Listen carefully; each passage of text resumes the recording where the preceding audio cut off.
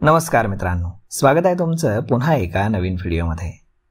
मित्रांनो, अनिल अगरवाल यांच्या नेतृत्वाखालील खनिज कंपनी वेदांता रिसोर्सेस लिमिटेडला एक मोठा झटका बसलाय।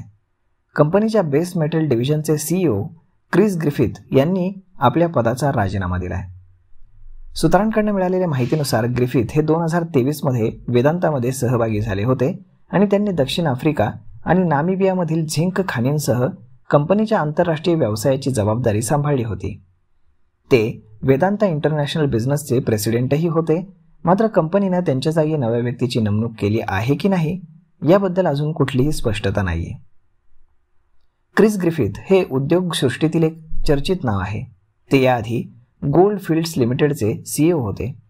त्यांच्या कार्यकाळामध्ये त्यांनी कॅनडाच्या यमान गोल्ड इंक कंपनीला खरेदी करण्याचा प्रयत्न केला होता, मात्र ती डील फसली आणि त्यानंतर त्यांनी गोल्ड फील्ड्समधून राजीनामा दिला।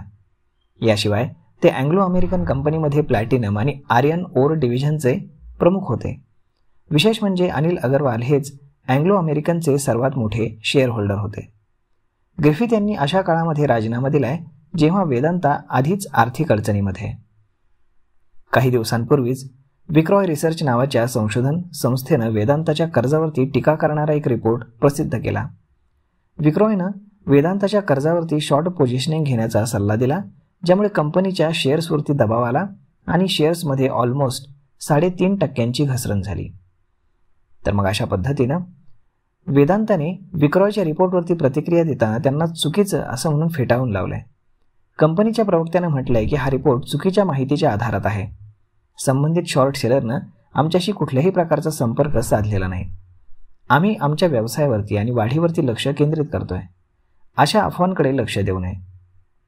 मात्र कंपनीच्या प्रवक्त्यानं ग्रिफिथ यांच्या राजीनाम्यावरती देखील कुठलीही प्रतिक्रिया दिलेली नाही।